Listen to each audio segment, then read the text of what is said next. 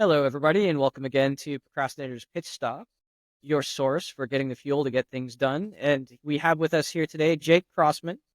As a health influencer with over 1 million TikTok followers, Jake has dedicated his career to empowering individuals to take control of their health through personalized nutrition plans, innovative health strategies, and holistic approaches, including CBD and CBG therapies. With certifications as a certified nutritionist, CNC NASM, and experience as an Emmy Award-winning Super Bowl crew manager for Fox Sports 2020 broadcast, Jake also consults businesses, entrepreneurs, and influencers to help build impactful brands and scalable strategies in the digital world. Jake, welcome to the show. Man, Chris, thanks for having me. That was a very kind bio. I'm happy to be here. Oh, we're definitely happy to have you, and we'll dive into it in just a second. But as you may have guessed, we do like to have an icebreaker on this show. And your question today is, which cartoon character do you resonate with the most and why? My knee-jerk reaction, it's so dumb, but it's Goofy. The Mickey Mouse character Goofy. I feel like I've always loved Goofy's energy, like just gorsh, just like I'm out here being goofy. So I think I try to stay really fun and try to stay really lighthearted in things. I can be a super intense person because I really I see perfection as a possibility. And I don't think people typically like that, but it is a possibility. And I've seen it, especially on broadcasts. Like the Super Bowl went perfect that day. So it's like, I've seen it happen. So I know it can happen. And I try to stay kind of goofy throughout that process so that people don't think I'm as intense as I might appear to be. Okay, okay. Not a dumb answer at all. I think that's it's a really good. I think it's a really good example. I mean, Goofy does bring a lot of energy. He's always very positive. He Yeah. uptakes it. I think Goofy gets a bad rap a He lot, gets a to be bad honest rap. with you. Yeah. He's a good dad. He's a great dad. He works hard. I'm team Goofy, man. Yeah, I'm sure. Yeah, I just feel like he gets a bad rap sometimes, because really he's the glue that kind of holds him together sometimes, right? So, You get it. Yeah, you get it. all right, let's dive into this now. Jake, why don't you tell us a little bit about your journey and where you came from and how you got to be where you are today? Yeah, man. I mean, I've answered this question a lot in my life. So the condensed version is that I started in broadcast television, and I wanted to be in television and film my whole life. Basically, reached kind of the pinnacle of what someone would say a broadcaster's career is, where I was a crew manager. Basically, at that point, I'm deciding who's hired. I'm deciding, the tech maps. I'm camera assignments. I'm deciding the show. I'm not the actual producer of the show, but I'm deciding kind of how the show happens in a lot of ways. Once I got that and I literally got the Super Bowl, I was kind of like, well, I've reached a peak here. And COVID hit right at that moment. And there was a big kind of break in the TV industry where it stopped being what it was and it became more studio based, more offsite, more remote. And I just got bored and burnt out quickly with the new way of doing TV. And it was at the same time that an investor wanted to start a CBD brand in the United States. And I had already had experience with, running obviously a high level brand at Fox Sports. We were doing, I was in charge of $40 million a month. So we were, there was a lot of business that I thought I understood. But what I didn't realize is that I didn't understand a startup at all. I had lived in a big business. I'd never lived in a startup. And it's taken me about 3, almost 4 years now to really get to the point where I completely understand what a startup is. I completely understand what it means to evolve a startup from, that first dollar to that viable business. And now I'm just happy to help other people and kind of share that knowledge that I've, the scars that I've had throughout the process. So I'm still definitely a health influencer, and health is a big part of what I do. USA Medical is my biggest portfolio company by far, but I have other portfolio companies now, and we have some other people I'm working with. So super kind of disjointed answer, but yeah, that's kind of the process so far. Well, thank you for sharing that. And with that rise to kind of hitting that pinnacle of your success, there's must have been many challenges along the way. What do you think was your biggest challenge that you had to overcome? I mean, I think like stress tolerance continues to grow the more you face challenges. And it's funny because the things that I would have said were my biggest challenges back then, I don't think they are at this point. Things have really kind of, the perspective of stress kind of helps reframe what the challenges actually are. But right out of college, I got a job interview with the NFL Network, and I got hired by the NFL Network to produce a show. And the moment I got to LA, so I left, I went to college in Virginia, got to LA, ready to start the job. The show was dissolved. They dissolved the show and they said, hey, we're going to actually it was their 50th anniversary year. So we're going to do a whole different show for that. And you're not going to be involved in that. Well, now when I'm in LA, I don't have a job, So that to me was a big moment of like, was this a big mistake? Should I never have started this career in television? Should I have stayed on the East Coast because I had so many contacts on the East Coast? I was so in with ESPN. I could have stayed in ESPN my whole life and had a really good career, but I was like, no, I'm going to leave and go do the NFL Network. So that didn't work out at all. And it was, I literally was watching, at the time it wasn't XFL. What was it? It was before XFL. It was some random, I don't remember what it was, but it was one of those other leagues. I was watching it at the end of the broadcast. They always thank the producer director, and they thanked this guy Chuck, and I was like, oh, that's weird. I'll see if I can find this guy. I went on LinkedIn, and it was like a non-profile. It wasn't even he didn't even have a profile picture, but it said Chuck, his last name, and then producer at Fox Sports. All right, so I sent him a DM. I was like, hey, this is crazy DM, but I do NFL. I did this. I tried this. I had this job, and I lost it. Is there any opportunity at Fox? And he was kind of like, yeah, I'll plug you in. And he got me with the director of crewing. And I thought I was getting interviewed to like work what I had been doing. I was a graphics operator. I was a director. So I thought I was interviewing for that. And then they were like, you got the job. I was like, what's the job? They're like, you're a crew manager now. You're going to hire people. I was like, oh, that's kind of the end of the career. I didn't know I'm here now, So I got to kind of skip a big portion of working my way up the ladder at Fox just because I contacted the right guy and I got in at the right way. So that was I think that's a big story for me. A big challenging story was just like, I thought I had this job, I lost it, and I had to kind of find my own way back in. But I did, and I think that's the key to the story is I was discouraged, but I didn't give up, and as long as you don't give up, you don't fail. And what you said there was pretty important too. It's all about perseverance and resilience, right? Yeah. Because not everything is going to go 100% according to plan. I think what is it? Something like 98% of all plans are completely thrown out once you hit the battlefield or whatever that Right. quote is Yeah. from the Army side of things. So no, thanks for sharing that, and it's really inspiring, and it just goes to show you like just take those shots, right? Yeah. Because you never know what's going to happen. Yeah, I think like you said, you can't be afraid to take a crazy swing. I know a lot of people, myself included. There are times where I feel like I have a good swing, but I'm gonna look stupid if I miss, and I know I might look publicly stupid if I miss, especially now with the follower count that I have. There's a lot of times where I'll try a new video or I'll try something that's kind of not my norm, and it'll flop majorly. And then all the comments are like, did you buy all your followers? You must be a loser. Like, you don't, all the comments are like, it's like as if I, did not earn where I'm at because that piece of content did not perform well. So it's, you have to be willing to look really stupid sometimes in hopes that you hit that ball, but you miss more often than you hit it. And you just have to be okay looking dumb. I like that. I like that for soundbite.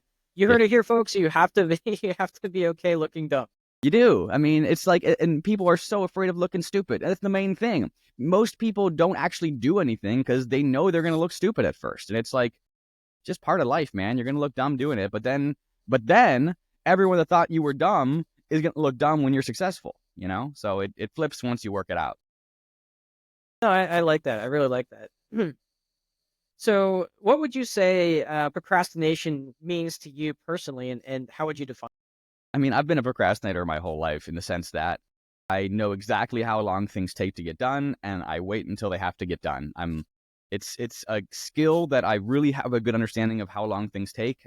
It's a skill that I've built just doing things over the course of my life.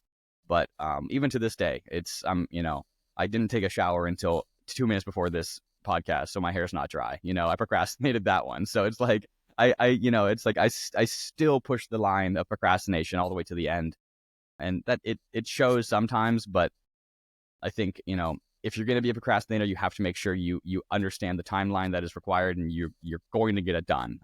I make sure to get it done, I guess, at the end of the day. But there might be an obviousness to, if I had started earlier, would have been easier. No, that makes a lot of sense, and that fits in there. So, what would your secret sauce be to beating procrastination? Would it just be to understand it and then kind of plan it in?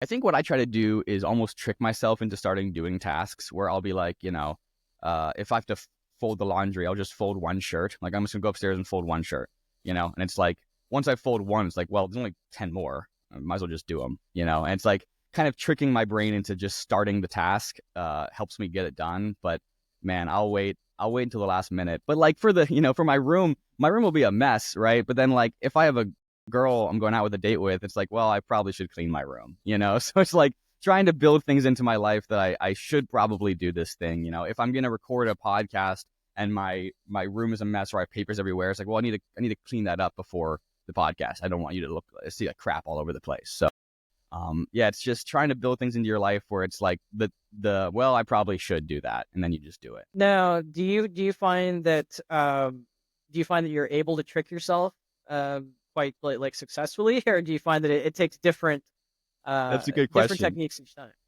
Whatever version of me that I'm tricking is smarter than me sometimes, and figures out that I'm trying to trick myself. I don't know how meta we're getting here at this point, but I do have to find new ways to do it. I think a big part of my tricking myself is going places and just changing my environment as often as possible.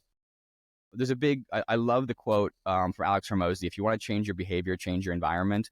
Because a big thing with that, and he talks about this, during the Vietnam War, it was like over 60% of all of our troops were taking heroin. Everybody, literally everybody was using heroin overseas. And they were addicted. They were addicts. They were using it all the time. And then they fly back to the US, and the majority of them never used heroin ever again. Why? Because now they're back in the US. You don't do heroin here. You did it over there, but not here, right? And it's just your environment that predicts your behaviors. For me, it's like going to a new coffee shop or going somewhere that I, like already, or if I'm hungry, okay, I know that coffee shop has a great breakfast. I'm going to go eat. So I'm going to bring my laptop. I'm not going to bring my charger. So whenever my laptop dies, that's my day. But I'm going to go and I'm going to, work. And so I do things like that where it's like, my battery lasts for an hour and a half. That's the work I'm going to be doing in that place. And then, going somewhere else. So I do things like that to keep my day interesting. That's very interesting. So I think I just heard half our audience cringe when you said you don't take the charger or your power source with you. Yeah. Like, no, it's awful. You're going to die. Yeah. But it's fun too, because like, especially if I get into a flow state or I'm really into the work I'm doing and my laptop dies, it's kind of like a moment of like, no, I want to keep working. And I go home and I plug in, like I can work for 5 more hours, in that state. So it's just getting the engines going and then, I don't know. I know that's weird, but it's how I work. No, it's not working. It's not weird. It definitely makes a lot of sense. It sounds like you fit into like the crisis maker, which is it's a pretty big category for procrastinators, right? Because what it is essentially it's an urgency thing, right? Mm-hmm. So if it's not urgent or like it's not urgent or important, then it gets put off until it is urgent or important. So I mean that's pretty normal. Actually, I really like what you mentioned there when you said you took the computer, but you didn't take your charger, because essentially what you're doing is sort of a forced Pomodoro. You're just working for that time and you literally can't do it anymore. Yeah. So you have to go do something else and recharge. Right. Yeah, exactly. And I find that it's easier to go out and do that than at home, because I have the charger here. I have stuff. It's like I'm not gonna get the same motivation going if I'm at my house or if I'm at my office. Whereas if I just go somewhere and it's just me and my laptop, it's like I have to get started. Especially if like I said, to get into that flow state, I want to work fast. And I think sometimes it's like we can drag out tasks forever and ever and ever. And I would much rather see that I have 5% left and my video's half edited. Like, I got to get this thing edited right now and just like lock in and get it done, and it's like, I don't see any difference in quality whether I really lock in and get it done in 10 minutes versus I spend an hour kind of like rewatching and oh, that breath doesn't sound good. Oh, I don't like that cut. And like the end product ends up being so close to to whatever, it would have been if I didn't spend that extra hour. So I don't know. I think it's so easy to get caught up in the like final details that don't matter and delay the actual like the actual posting or the actual movement that matters, and pretending that you're doing something that, you know, it's just, I don't know. You got to get it done. You got to post it. You got to, whatever the thing is, you got to get it out there, because you're going to get way more feedback, and you're going to get way more understanding of what was good and what was not good once it's just out there, you know, especially like if you have like an email newsletter, just send the email. If you have a YouTube channel, just post the video. You know, you're not gonna improve it by spending an hour more like rereading and rereading and rereading once you're happy with it. Oh, and you know, you're absolutely right. And you know, just put it out there is it's great advice, just because you know, there is no perfect moment, there is no perfect time. Mm-hmm. I got my own, you know, I've got my own experience with that too.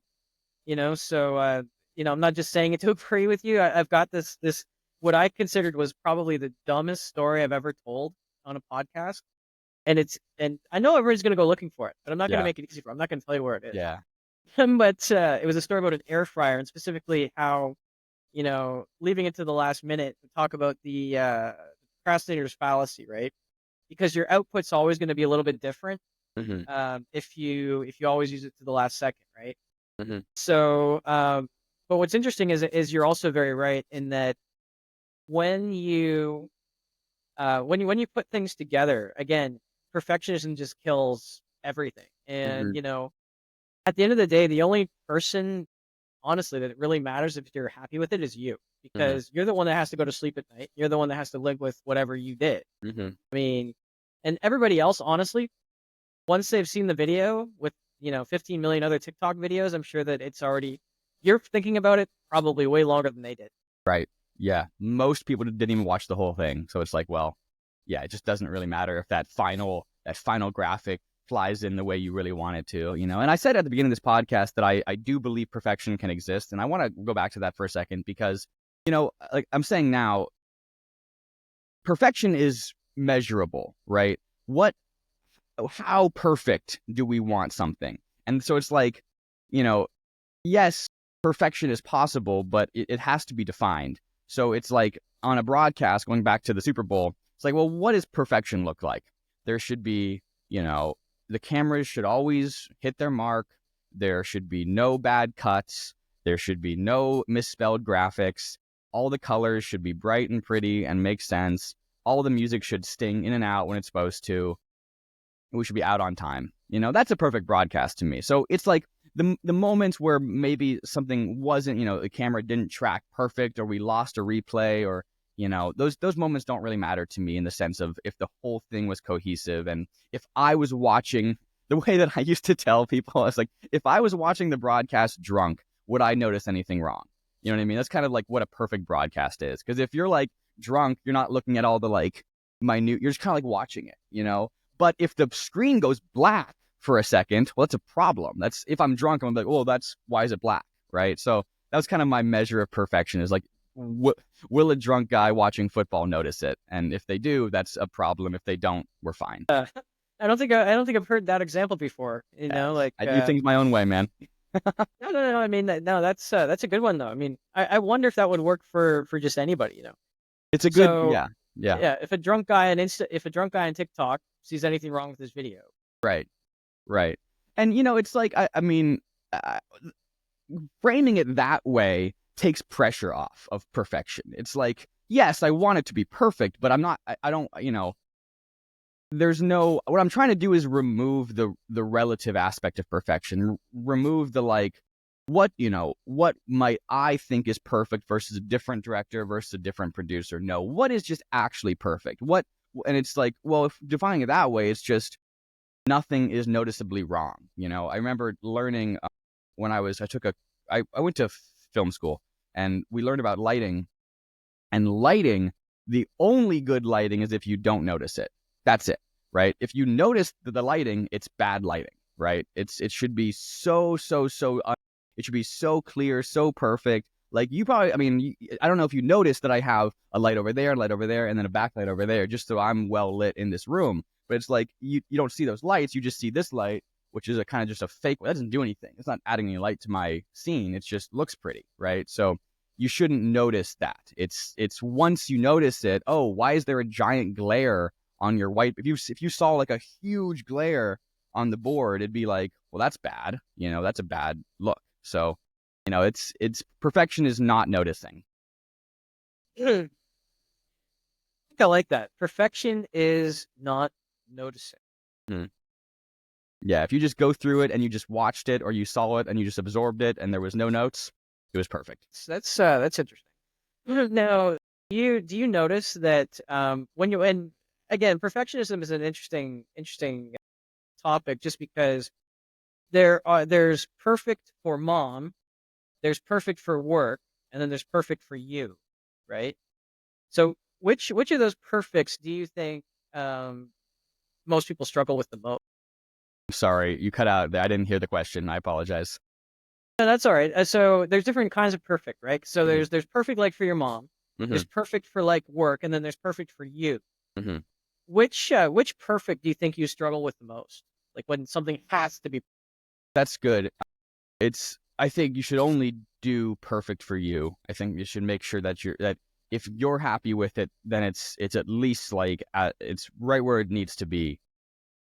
Once you start doing more and more, I think it's very wise to expand to perfect for mom, perfect for the audience, perfect for whatever. But until you know what that means, all you have is perfect for you. Like if you're making your first podcast, you can't try to be perfect for somebody. You don't even know who you're talking to yet, right? So like if you watch it and you're happy with it, good job. That's it. But more often than not, people who are new will do something and they'll watch it and they'll know something is wrong with it and they won't fix it and they'll release it and then it won't perform well or it'll flop or whatever. It's like we all have that feeling of maybe that wasn't right, or maybe that sounded bad, or maybe I don't like that. Like, it's okay to edit that. It's okay. I don't think you should second guess yourself over and over and over again. But if you have an inkling of something being wrong, make that edit and then be happy with that edit and then release it. Gotcha. But sounds kind of like a slippery slope, right? When because you say when you're happy with it, Mm-hmm. so I guess you kind of have to put. Do you ever have to put a limit on yourself to that? I mean, when we're talking design, a lot of agencies or a lot of design companies say you get 2 revisions. Do you give yourself that same sort of limit when you want to make something, quote unquote perfect? You get to go at it twice and then you're done, or how do I'm you deal pretty with? against revisions in general, just because, like, not like final product. So draft to final, of course, there's revisions. But once we get to a final, especially so in when I'm consulting on a business or we're redoing things or we're redoing logos or redoing website design, you know, when if I'm making a change, it's because you hired me and I'm the expert. And if you don't like something about it, we got to ask 3 questions here. It's like, okay, why don't you like it? How do you know that your opinion is correct? And then so what? Right? So even if your opinion is correct, so what? Is it going to actually affect the outcome or the business and if you can answer all 3, sure, we'll make a revision. I'm not someone that says you get 2 revisions. I don't like that because it pigeonholes people and then they also want to use both of them. It's like, no, you know what I mean? Like, this is what you paid for this is what it is, this is what's done. If you hate something about it, well, maybe you hate something about it, but the target audience will love it. I'm working with a counselor right now, and it's really interesting because counseling is such a specific that we're trying to solve a problem specifically. Like, we're not trying to sell a product. It's like, no, we're actually trying to work with you and solve a problem. So like the ad we're running right now, it's spoken to a very specific audience, very, very, very specific audience. And the business owner has told me the audience is not wide enough. He thinks we need a wider audience. It's not going to target properly. And it's that reframing of, well, you don't know better. You're new. You're a new counselor. You don't know how niching down and targeting works, but I do. That's why you hired me. So your opinion, while valid, I believe is incorrect, right? So it's like, if you can't answer that second question, how do you know? It's like, well, you have no experience. You don't know. I mean, you can float me your opinion, but unless you have a data point to be like, well, look, I've actually changed the copy here, or we did an A/B test here, and that's always my answer, by the way. When someone wants a revision, I say, well, let's just split test it. So if you hate this copy, let's make a new landing page. We'll do an A/B test. We'll run half traffic there, half traffic here, and we'll see how it performs. If you're right, I back off and we use that copy. But if I'm right, you back off and we use my copy. And that's how we test it, because it's just like, until you have the data points to test it, we're just talking. We're just saying stuff. So circling back, I don't give revisions. If you hate it and we need to change it, we'll talk about it. But like, if you're hiring somebody, you're paying for their expertise. I like that. I like that, actually. I'm sure there are some people that sort of sat back and said, "Hey, what do you say? Customer's always right, man. What are you doing?" Yeah, for sure. But the fact of the matter is, they're not. The customer usually doesn't even know what they want for the most part, right? So it's like, I'm trying to show you with data that this is how I believe it should work.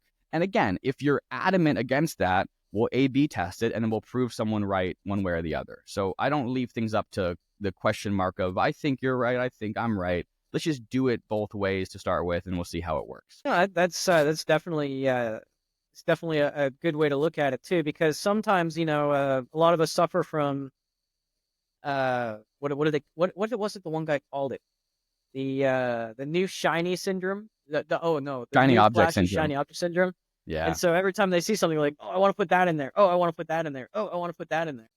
Mm-hmm. Well, we get bored so fast, and it's like, I mean, even for me, like as a health influencer, I'm wildly bored with that content just because I've made it for so long. But it's like, most people haven't heard my content still. You know what I mean? Like, even to like the majority of all people have never heard a single thing I've ever said in my life, right? So it's like, even though I'm bored of saying the same thing, I gotta keep saying the same thing. And I need to find new ways to say it so that I don't get as bored. But at the end of the day, I could just say the same thing over and over and over again, and that would be, what is required. No, you actually raise a really interesting point there with boredom. And from at least from my experience in working with other people, what happens when we get bored, it's because we're either discounting something as unimportant, or we're missing some sort of detail, or we think we know everything. Mm-hmm. Therefore it gets slapped to the other side. So I'm just wondering, so you're saying you get bored with all that same content, but I mean, at the same time, it's content that other people don't know the information for. So what sort of strategy do you use to sort of mix and match? I mean, do you kind of repurpose content, put like two different maybe tips or strategies together that maybe were different than last time? I think. How do you deal with that? Yeah. Awesome question. Two things I'm doing. One, we get bored with success and failure the same way. So whether you're failing or you're successful, you're going to get bored in the same way. So it's understanding that that is inevitable. You're going to get bored with whatever's happening, but it's better to be bored with success, right? So if you can find the thing that is successful and super boring, and for a great example, in my business, USA Medical, one of the most successful things we do is SEO, and it requires writing a new blog almost every day. And it's so boring. I have written the same blog 100 different ways, right? How does CBD help you sleep? I've written it so many times, but I'm not even writing for a human. That's what hurts me, because I'm writing for Google. I'm writing for the search engine to rank us. But by far, that's our most successful avenue. That's our most, I mean, comparing to my 1 million view TikTok channel, the SEO is by far the most successful. So it's like, as boring as this thing is, as much as I hate it, I have 6 blogs sitting over there that I got to get done today because I procrastinated over the weekend. I have to get them done. They're so boring, but they make me the money. So it's better to be bored with success than bored with failure. And once you get bored, it's like, that's where resilience comes in. Like, I don't have a strategy to get past the boredom. I think you just have to be like, if I write these 6 blogs, I can go on a vacation. I'll have enough money to take a break. I'll have enough time to take a break, so there's no answer to boredom except discipline, and I'm still struggling. I'm still struggling with it, man. Like, no question about it. It's like, there are times where I just don't want to do it, and then I don't do it, and then I'm more mad at myself for not doing it than if I had just done it and gotten it done. Well, I mean, that's something interesting to say about things that we quote unquote have to do. Mm-hmm. it's really interesting there because that's a little bit of the defier in us all, right? Hmm. And we all have it. Hmm. I mean, but it's just a simple reframe of the importance again, and the importance, and also, it's not that you have to do it. You're choosing to do it, taking back your power. You're choosing to do it because you either want something positive related to it, or you're choosing to do it because you want to avoid the negative thing that you're not going to, that you're Yeah, going to avoid by doing it. exactly. One of the popular examples I like to give is you come home after a long day at work, whatever. You sit down on the couch, you're flipping through maybe your sports channel, you want to watch the game. Your significant other saying, "Oh, you got to be going out there and help with the dishes or something, or do something," right? Like, yeah, I literally just walk in the door. Yeah, My butt's on the couch. yeah, It's not even warm yet. I haven't had a chance to get the little indentation yeah, going. And you want me to do what? yeah. And then it's like, nope, hang on a second. Nope, I don't have to do that. I'm choosing to do it because I don't want to have a fight. And, Hmm. I love my partner. I want to make their life easier. And then when I get back, no one's going to interrupt when I'm watching the game. So it's really about reframing and kind of taking back that power. Yeah, absolutely. Because there's lots of things that we don't want to do um, in in life, and you just kind of boils down to when your why is high, your cost is low. So I guess your why just wasn't high enough for those articles over the weekend yet. Well, exactly, and it's tough because, like I said, when you're bored, it's just like you almost forego the reasoning. You almost forgo, well, if I just do this, then it'll be done, or then they'll make more money, or then all the reasoning goes out the window when you're bored sometimes, and it's like, how much stock should you actually put into your personal emotion? I had a teacher when I was in high school. Every single morning, he said, "Everybody, take your emotions, throw them in the garbage. We're getting started today." And it's like, it's so good. Like, whatever you feel, whatever your boyfriend said, your girlfriend said, your mom said, throw it in the garbage. Time to learn, And like, I just loved it. Like, no one liked him. Nobody liked him but me. I loved him. I thought he was so good because it was like, yeah, just get it done. Just start, and it's, your emotions don't really matter all that much as we like, especially in this day and age. We like to say they matter a lot. Really don't. They really don't. You got to feel good about what you're doing on a macro level, like, but there's ways to push through even if you don't. Yeah, the alignment thing is a good argument, but as our I think it was Michael Singer or Eckhart Tolle. Emotions are energy in motion, and they only have as much weight or as much power as you give it to them, right? Hmm. So, I mean, if most emotions will ride themselves out if you don't pay attention to them, or you don't, I guess, fuel them, they burn out in what was it, about 90 seconds, give or take, Wow. Yeah. which is interesting Yeah. because I was one of the ones in the early days when I first heard that. I was like, I Yeah. don't No know. way. Yeah.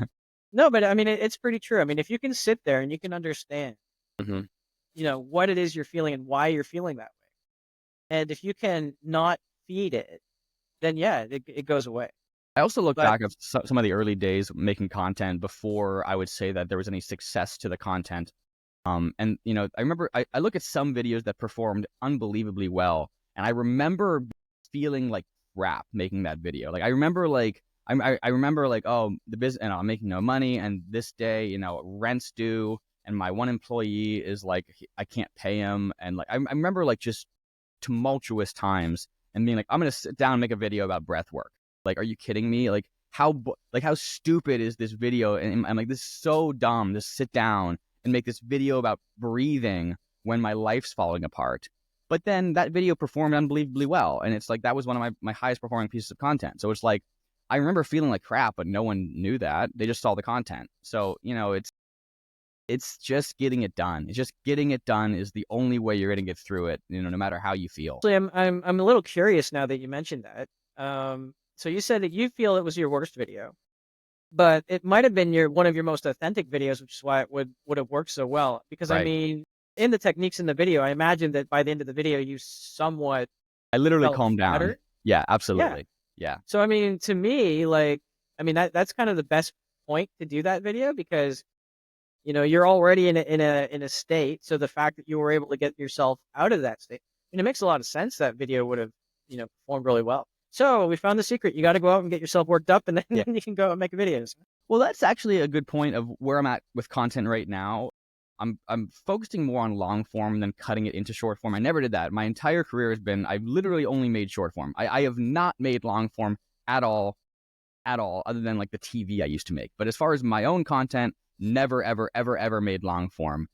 And now I'm doing it more because it's kind of like I just want to unpack where I'm at. And for me, I can sit down and say, where am I at right now today? This is what I'm thinking. And some really fun nuggets come out of those moments because it's just like I'm not planning it. I'm not pre-producing it, and a lot of the content that has not done well has been me trying to replicate the moments of authenticity. The moments where I'm like in that video, super stressed. I do the breath work. Now I'm not stressed. I'll try to make another video where I'm like, I try to be stressed. And I try to do the video, and then it's like it's just obvious that it's not real, and it's even if it's not obvious, people can feel that it's not real, and it's you have to be as authentic with the content as possible. So that's why I think long form is more fun for me right now because I can just do this. I can sit for an hour and talk to you, and we'll probably get a few clips out of this that that perform really well. So it's just finding those authentic moments and really living in them, I think. Yeah, and it's interesting you bring that up because it was a question that I had about content, especially about like written content and tone and all this fun stuff.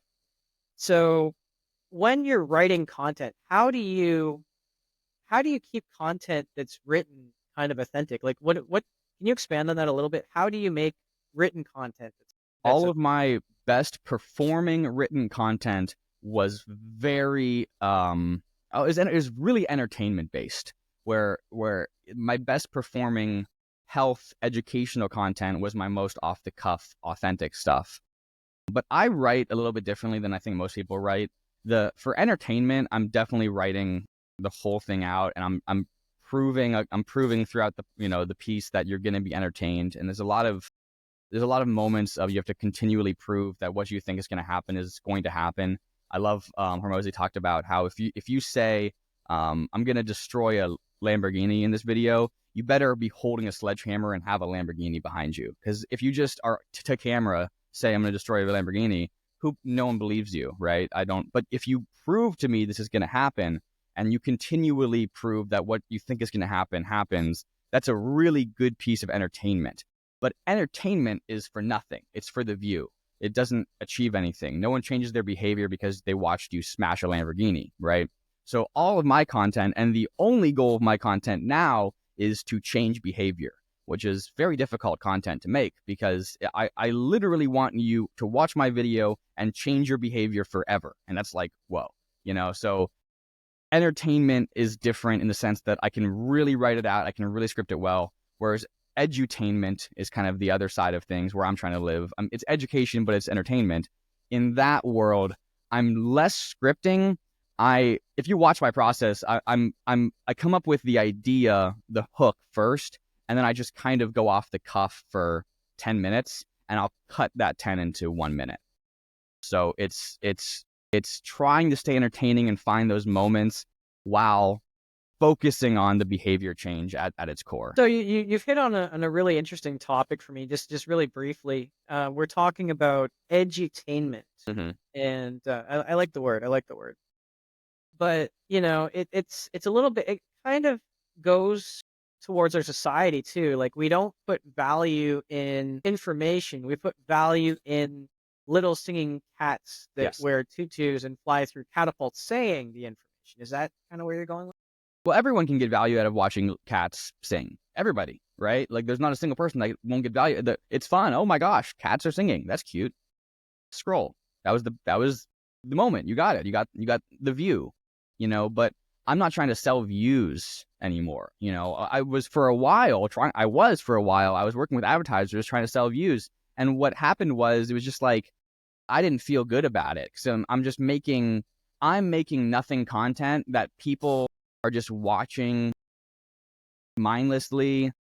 Then now my name is associated with this other brand that I might not even like all that much. They're just paying me so much money that it's like, well, I have to run the ad. And like I wanted to get out of all of that. Where I never want to be beholden to advertisers. I don't want to make content that is just for the sake of the content.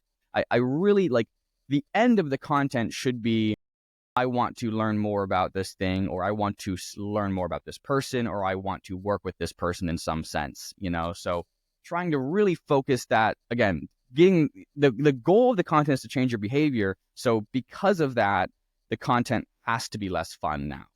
It's watching cats. Who watches singing cats and change their behavior? Nobody. Nothing happens. But if you watch a video, I'd love to hear your answer to that. But if you're watching a video and it's like, you will die if you don't drink at least 100 ounces of water a day, it's like, well, I don't want to die. I'm going to start drinking water every day, No, I get it. I get it.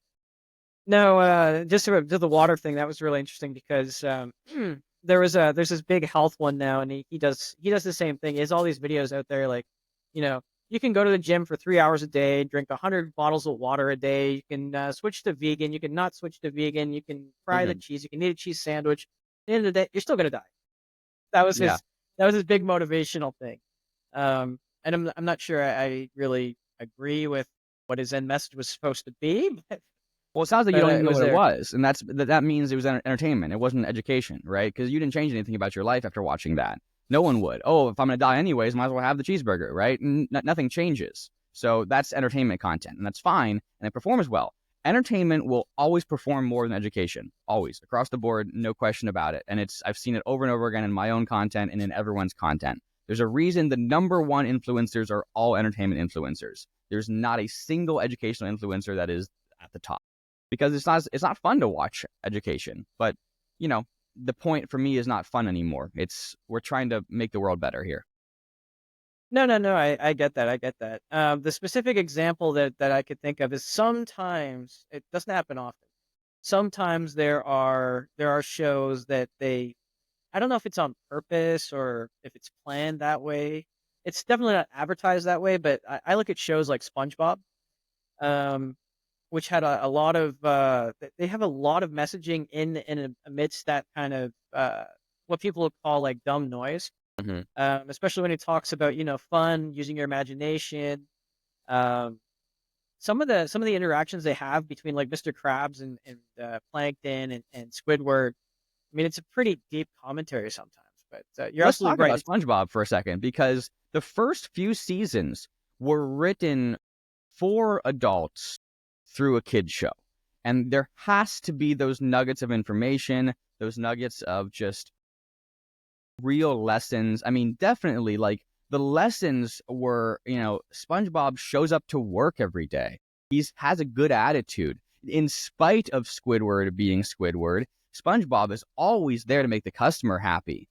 In spite of Mr. Krabs not paying him very well, he's always there to get the job done.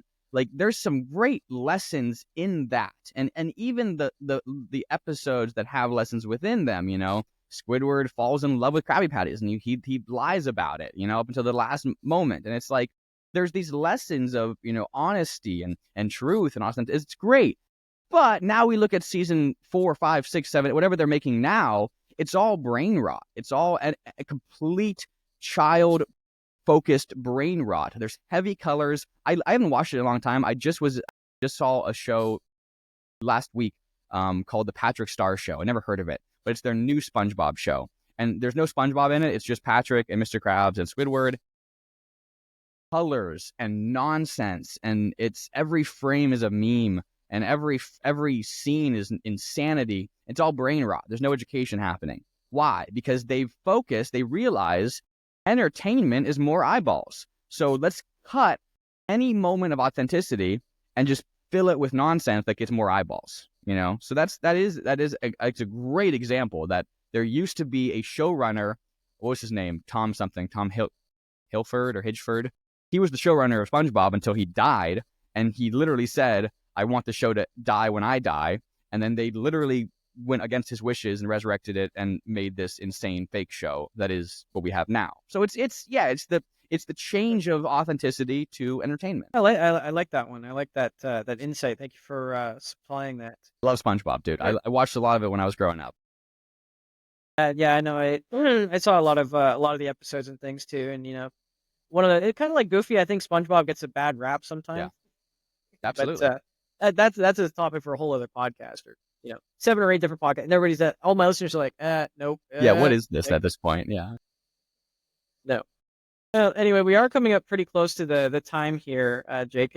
Was there anything that maybe you wish I had asked that I didn't ask, or maybe any points that we should have covered that we didn't cover today? I think you did a great job. The loop that I want to close here is that, like, I said perfection at the beginning of this, and it's important that, again, you frame perfection. What does that look like to you? Frame success. I always talk about, and with my coaching clients, SMART goals. I didn't make this up. This is a long-standing way to do goals, but SMART's an acronym. Has to be specific, measurable, achievable, relevant, and time-bound, right? So if you can define a goal within those metrics, it becomes very easy to actually be successful, right? The worst thing you can do is be like, I'm unsuccessful. I don't have money. I don't have followers. Well, you're not defining success, right?